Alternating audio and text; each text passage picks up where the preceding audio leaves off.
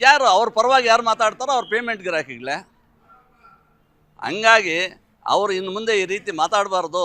ರೈತರಿಗೆ ತೊಂದರೆ ಆಗಿದೆ, ಹರಿಜನ ಗಿರಿಜನರಿಗೆ ತೊಂದರೆ ಆಗಿದೆ, ನೀವೇನಾದರೂ ಹೋರಾಟ ಮಾಡಿದ್ರೆ ಅವ್ರ ಪರವಾಗಿ ಮಾಡಿ, ನೀವೇನಾದರೂ ತನಿಖೆ ಮಾಡಿಸಿದ್ರೆ ಅವ್ರು ಭ್ರಷ್ಟ ಅಧಿಕಾರಿಗಳ ಮೇಲೆ ತನಿಖೆ ಮಾಡಿಸಿ, ನಿಮ್ಮ ಪರವಾಗಿ ನಾವು ಬರ್ತೀವಿ ಅಂತ ಹೇಳಲಿಕ್ಕೆ ಬಯಸ್ತೀವಿ. ಇತ್ತೀಚೆಗೆ ನಾವು 29 ಜೂನ್ ರಂದು ಈ ಅರಣ್ಯ ಅಧಿಕಾರಿಗಳ ಮೇಲೆ ಮಾನ್ಯ ಜಿಲ್ಲಾಧಿಕಾರಿಗಳಿಗೆ ಒಂದು ಮನವಿ ಪತ್ರ ಕೊಟ್ವಿ. ಇವರು ಇಷ್ಟೆಲ್ಲ ಭ್ರಷ್ಟಾಚಾರ ಮಾಡ್ತಾ ಇದ್ದಾರೆ, ಕೋಟ್ಯಾಂತರ ರೂಪಾಯಿ ಹಣವನ್ನು ಈ ಜಿಲ್ಲೆಯಿಂದ ದರೋಡೆ ಮಾಡ್ತಾ ಇದ್ದಾರೆ, ಅವ್ರ ಮೇಲೆ ತನಿಖೆ ಆಗಬೇಕು ಅಂತ ನಾವು ದಲಿತ ಸಂಘಟನೆಗಳು ನಾವೆಲ್ಲ ಸೇರಿ ಒಂದು ಮನವಿಯನ್ನು ಕೊಟ್ವಿ.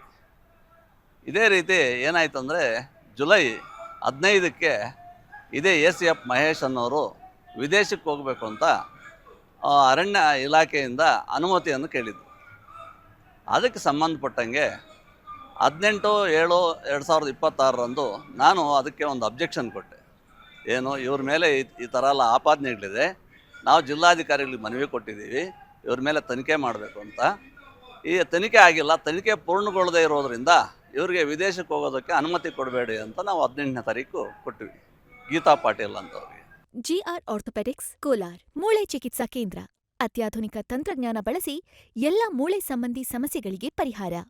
ಜಾಯಿಂಟ್ ರಿಪ್ಲೇಸ್ಮೆಂಟ್, ಸ್ಪೋರ್ಟ್ಸ್ ಸಂಬಂಧಿ ಸಮಸ್ಯೆಗಳು, ಮೂಳೆ ಮುರಿತ, ಸ್ಪೈನ್ ಶಸ್ತ್ರಚಿಕಿತ್ಸೆಗಾಗಿ ನುರಿತ ಮೂಳೆ ತಜ್ಞರನ್ನು ಸಂಪರ್ಕಿಸಲು 7022532255ಕ್ಕೆ ಇಂದೇ ಕರೆ ಮಾಡಿ.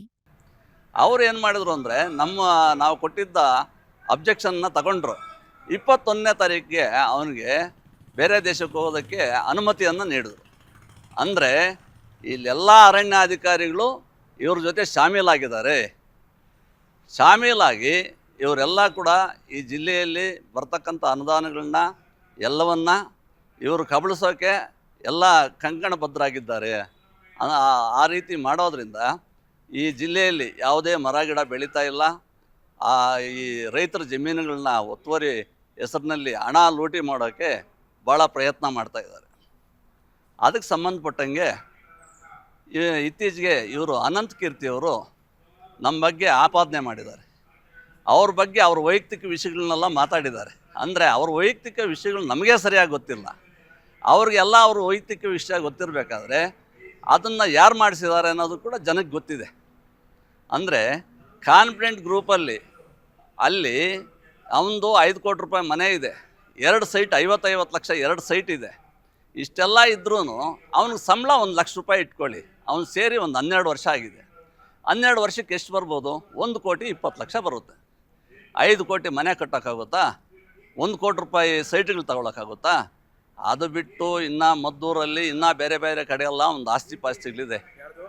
ಮಹೇಶ್ದು ಇಲ್ಲಿಂದ ಎಲ್ಲ ಲೂಟಿ ಮಾಡ್ಕೊಂಡೋಗಿ ವಿದೇಶದಲ್ಲಿ ಕೂಡ ಹೂಡಿಕೆ ಮಾಡಿದ್ದಾನೆ.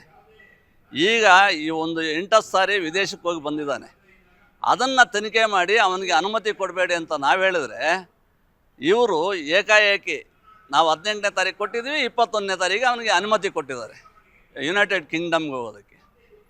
ಇಂಥ ಭ್ರಷ್ಟ ಅಧಿಕಾರಿ ಮೇಲೆ ನಾವು ಮಾತಾಡಿದರೆ ನಮ್ಮ ಅನಂತ ಕೀರ್ತಿ ಸಾಹೇಬರು ನಮ್ಮ ಅರಣ್ಯ ಜಮೀನನ್ನು ಒತ್ತುವರಿ ಮಾಡಿಬಿಟ್ಟಿದ್ದೀವಿ, ಅದಕ್ಕೋಸ್ಕರ ಅವ್ರ ಮೇಲೆ ವೈಯಕ್ತಿಕ ದ್ವೇಷದಿಂದ ಮಾತಾಡ್ತಾರೆ ಅಂತ ಹೇಳ್ತಾರೆ.